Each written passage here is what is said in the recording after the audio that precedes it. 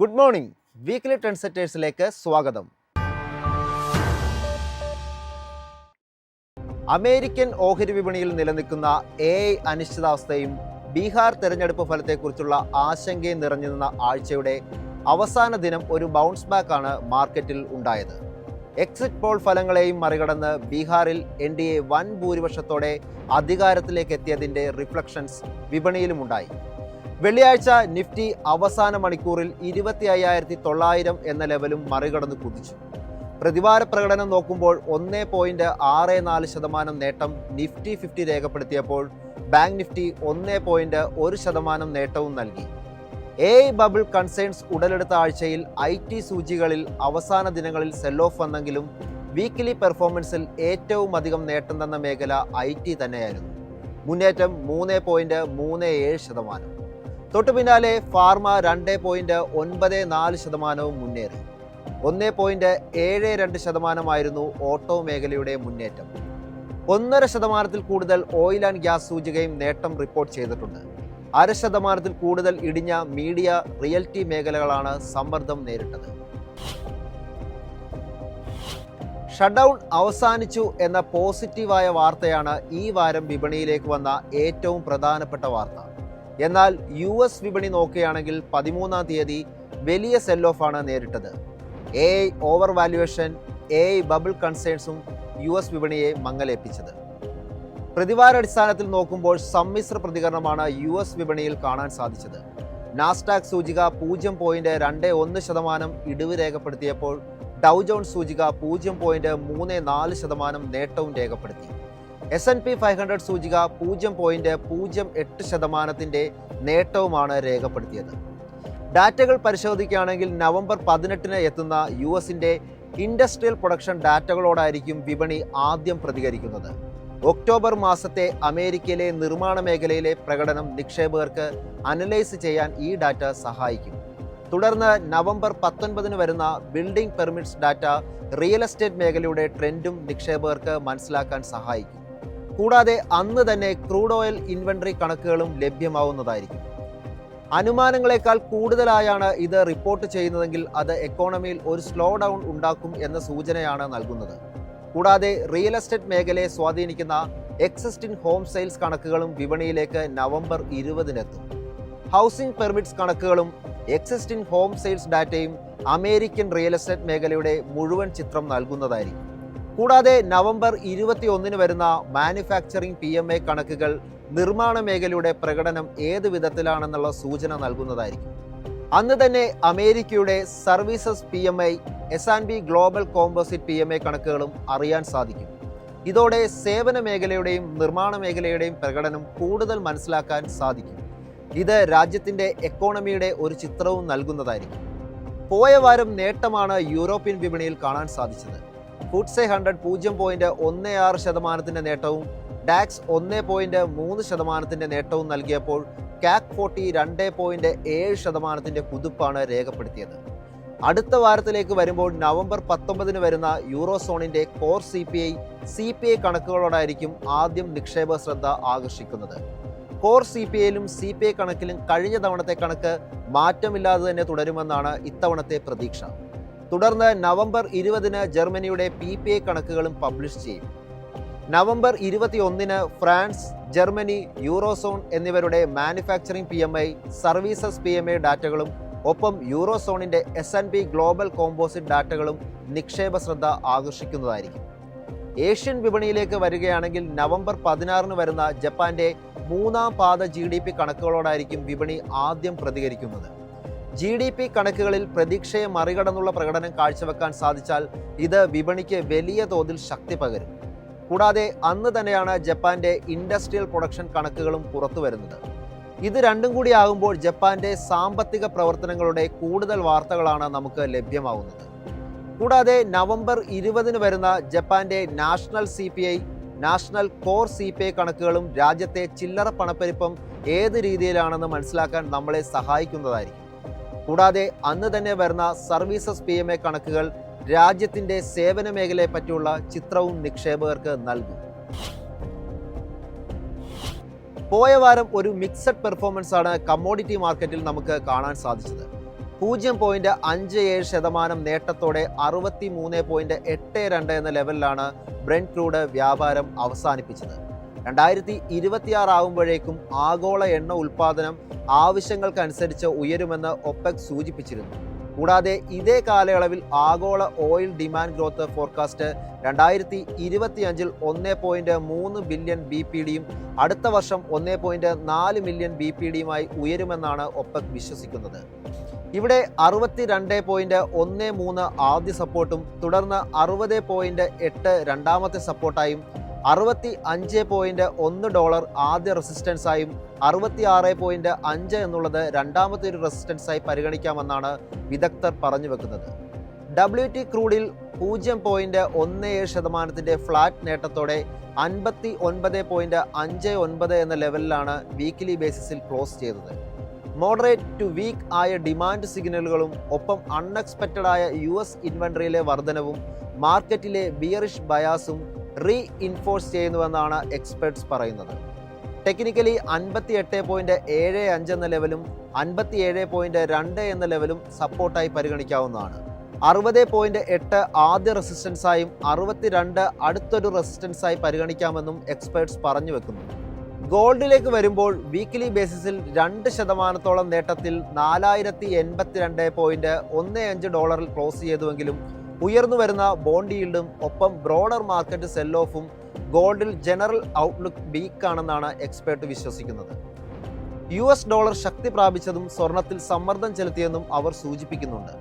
Technical സൈഡിൽ 3990, 3940 എന്ന ലെവലുകളാണ് ആദ്യ സപ്പോർട്ടായി പരിഗണിക്കാവുന്നത്. 4100 ആദ്യ റെസിസ്റ്റൻസായും തുടർന്ന് 4133 അടുത്തൊരു റെസിസ്റ്റൻസും പരിഗണിക്കാമെന്നും അവർ കൂട്ടിച്ചേർത്തു. USD INR പ്രതിവാരാടിസ്ഥാനത്തിൽ ഒരു ഫ്ലാറ്റ് ടു നെഗറ്റീവ് നോട്ടിൽ 88.64 എന്ന ലെവലിലാണ് ക്ലോസ് ചെയ്തത്. US താരിഫും FII ഔട്ട്ഫ്ലോയും ഒപ്പം US ബോണ്ട് ഈൽഡിലെ വർധനവും രൂപയിൽ പ്രഷർ ഉണ്ടാക്കുന്നുവെന്ന് എക്സ്പെർട്ട് വിശ്വസിക്കുന്നു. ടെക്നിക്കലി 88.87 എന്ന ലെവലും 89.07 എന്ന ലെവലും സപ്പോർട്ടായി പരിഗണിക്കാവുന്നതാണ്. 88.39 ആദ്യ റെസിസ്റ്റൻസായും 88.12 രണ്ടാമത്തെ ഒരു റെസിസ്റ്റൻസായും പരിഗണിക്കാമെന്നും അവർ പറഞ്ഞു വെക്കുന്നു. പോയ വാരവും വിദേശ നിക്ഷേപകർ അറ്റ വിൽപ്പനയാണ് നടത്തിയത്.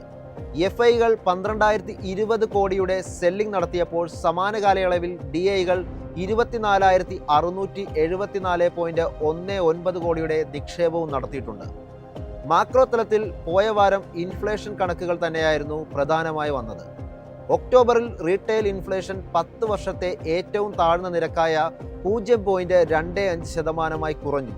സെപ്റ്റംബർ 22 മുതൽ പ്രാബല്യത്തിൽ വന്ന GST നിരക്ക് കുറയ്ക്കലിൻ്റെയും ഭക്ഷ്യവസ്തുക്കളുടെ വിലയിലുണ്ടായ ഇടിവും ഉൾപ്പെടെയാണ് കണക്കുകളിൽ റിഫ്ലക്ട് ചെയ്യുന്നത്. അതോടൊപ്പം തന്നെ ഒക്ടോബറിൽ ഇന്ത്യയുടെ മൊത്തവില സൂചിക അടിസ്ഥാനമാക്കിയുള്ള പണപ്പെരുപ്പം വീണ്ടും ഡീഫ്ലേഷണറി ടെറിട്ടറി കടന്നിരിക്കുകയാണ്. WPI ഒക്ടോബറിൽ 27 മാസത്തെ ഏറ്റവും താഴ്ന്ന നിലയായ -1.21% കുറഞ്ഞു. കഴിഞ്ഞ വർഷം ഇതേ മാസത്തിൽ 2.75% കണക്കുകൾ. ഭക്ഷ്യ ഇന്ധന വിലകളിലുണ്ടായ ഇടിവാണ് ഈ കണക്കുകൾക്ക് പിന്നിൽ. അതേസമയം ഫുഡ് ഇൻഫ്ലേഷൻ ആകട്ടെ സെപ്റ്റംബറിൽ -5.2% നിന്നും -8.3% റിപ്പോർട്ട് ചെയ്തിരിക്കുന്നത്. വരുന്ന വാരം നവംബർ 20 വരുന്ന Nikki S&P global manufacturing services PMI കണക്കുകളായിരിക്കും വിപണിയിൽ ശ്രദ്ധ നേടുക. 58.4 എന്നതിൽ നിന്നും മാനുഫാക്ചറിംഗ് PMI 59.2 സർവീസസ് PMI 60.4 എത്തുമെന്നുള്ളൊരു മുന്നേറ്റമാണ് എക്സ്പേർട്ടുകൾ പ്രതീക്ഷിക്കുന്നത്. അനുകൂലമായ ഡിമാൻഡും GST ഇളവും ഇന്ത്യയുടെ നിർമ്മാണ സേവന മേഖലകളുടെ വളർച്ചയ്ക്ക് തുടർന്നും സംഭാവന നൽകുമെന്നും പ്രതീക്ഷിക്കപ്പെടുന്നുണ്ട്. പതിവുപോലെ തന്നെ ആഴ്ചയിലെ അവസാന ദിനം ഫോറക്സ് കണക്കുകൾ പബ്ലിഷ് ചെയ്യും. നവംബർ 7 അവസാനിച്ച ആഴ്ചയിൽ ഇന്ത്യയുടെ വിദേശ നാണ്യ കരുതൽ ശേഖരം $2.7 ബില്യൺ കുറഞ്ഞ് $687.73 ബില്യൺ പോയ വാരം കരുതൽ ശേഖരം $5.6 ബില്യൺ കുറഞ്ഞ് $689.73 ബില്യൺ അതുകൊണ്ട് തന്നെ വരുന്ന കണക്കുകളിലും ഈ ഇടിവ് ആവർത്തിക്കുമോ എന്നതും വിപണി ഉറ്റുനോക്കുന്നതായിരിക്കും. കോർപ്പറേറ്റ് തലത്തിൽ പ്രധാനികളായ Bajaj Finance, ONGC, Bajaj Finserv, Biocon, HAL, Asian Paints, Tata Steel, Ashok Leyland, Eicher Motors, Hero Motors എന്നിവരുടെ പാദഫലങ്ങളായിരുന്നു വിപണിയെ സ്വാധീനിച്ചത്. ബജാജ് ഫിനാൻസിന്റെ രണ്ടാം പാദഫലം വന്നപ്പോൾ ഉയർച്ചയാണ് ലാഭത്തിൽ രേഖപ്പെടുത്താൻ കമ്പനിക്ക് സാധിച്ചത്. 23% ലാഭം ഉയർന്നത്. നെറ്റ് ഇൻട്രസ്റ്റ് ഇൻകത്തിലും സമാനമായ ഉയർച്ച കമ്പനി റിപ്പോർട്ട് ചെയ്തു. വരുമാനം 19.6% ഉയർത്തിയ ബയോകോൺ ലാഭമാണ് ഇത്തവണ രേഖപ്പെടുത്തിയത്. 84.5 കോടി രൂപയാണ് ലാഭം രേഖപ്പെടുത്തിയത്. എബിറ്റ 21.9% ഉയർന്ന് 835 കോടി രേഖപ്പെടുത്താനും കമ്പനിക്ക് സാധിച്ചു. അനുമാനങ്ങൾ മറികടന്ന് റിസൾട്ട് കാഴ്ചവെക്കാൻ ഏഷ്യൻ പെയിന്റ്സിനും രണ്ടാം പാദത്തിൽ സാധിച്ചു. ടാറ്റ സ്റ്റീലിന്റെ ലാഭം ഇത്തവണ 49.3% ഉയർച്ചയിൽ 3102 കോടിയിലെത്തി. വരുമാനം 10.4% ഉയർച്ചയും എബിറ്റ 19.8% ഉയർച്ചയുമായി കമ്പനി റിപ്പോർട്ട് ചെയ്തു. ഏഷ്യർ മോട്ടോഴ്സ് പ്രവർത്തനങ്ങളിൽ നിന്നുള്ള കമ്പനിയുടെ വരുമാനം 6172 കോടി രൂപയായിട്ടാണ് റിപ്പോർട്ട് ചെയ്തത്. ഇത് മുൻ സാമ്പത്തിക വർഷത്തിലെ ഇതേ പാദത്തിലെ 4263.07 കോടി രൂപയിൽ നിന്നും 45% ഉയർച്ചയായിട്ടാണ് രേഖപ്പെടുത്തിയത്.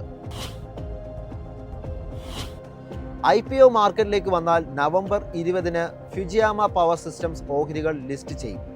2017 സ്ഥാപിതമായ company roof top solar industry മേഖലയിലാണ് ശ്രദ്ധ കേന്ദ്രീകരിച്ചിരിക്കുന്നത്. പ്രൈസ് ബാൻഡ് നിശ്ചയിച്ചിരിക്കുന്നത് 216 രൂപ മുതൽ 228 രൂപ വരെയാണ്. നവംബർ 13 ആരംഭിച്ച ഇഷ്യൂ അവസാനിക്കുന്നത് നവംബർ 17 ഇഷ്യൂയിലൂടെ 828 കോടി രൂപ സമാഹരിക്കാനാണ് കമ്പനി ഇപ്പോൾ ലക്ഷ്യമിടുന്നത്. വരുന്ന വാരം ഇന്ത്യയിലെ ലീഡിംഗ് സാസ് കമ്പനിയായ കാപ്പിലറി ടെക്നോളജീസ് ഓഹരികളും ലിസ്റ്റ് ചെയ്യും. 2008 സ്ഥാപിതമായ company AI based cloud native SaaS പ്രൊഡക്റ്റിലാണ് ശ്രദ്ധ കേന്ദ്രീകരിച്ചിരിക്കുന്നത്. ഇഷ്യൂയിലൂടെ 877.5 കോടി രൂപ സമാഹരിക്കാനാണ് കമ്പനി ലക്ഷ്യമിടുന്നത്.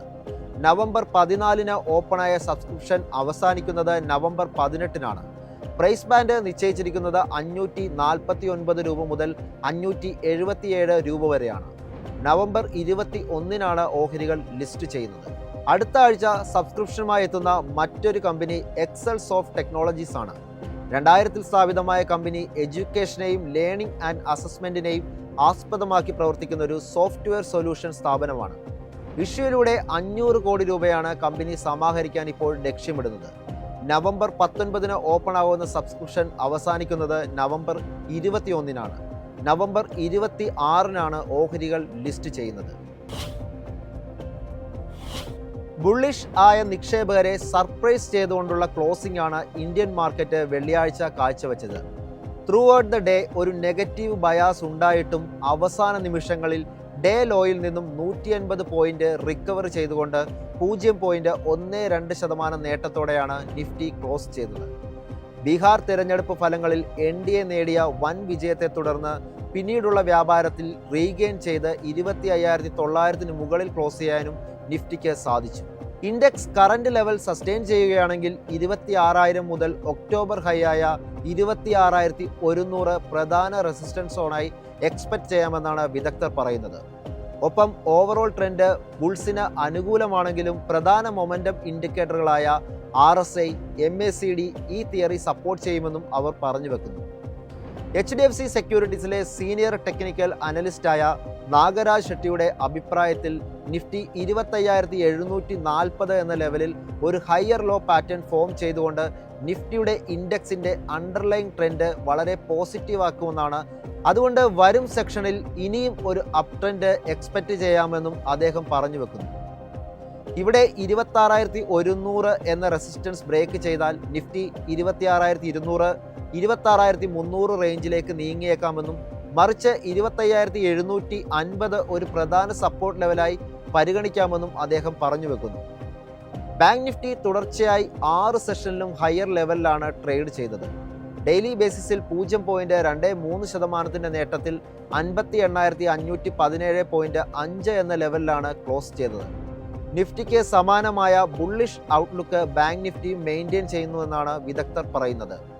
മൊമെന്റം ഇൻഡിക്കേറ്ററുകളായ MACD, സ്റ്റൊക്കാസ്റ്റിക് RSI എന്നിവ പോസിറ്റീവ് ക്രോസ് ഓവർ നടത്തിയതുകൊണ്ട് ഷോർട്ട് ടൈമിൽ യാതൊരു വീക്ക്നെസ് കാണുന്നില്ലെന്നും അവർ പറഞ്ഞു വെക്കുന്നു. കീ ലെവൽസ് നോക്കുമ്പോൾ 58,700, 58,800 മേഖല മേജർ റെസിസ്റ്റൻസായി പ്രവർത്തിക്കുമെന്നാണ് SBI securities derivative research head Sudeep Shah വിശ്വസിക്കുന്നത്.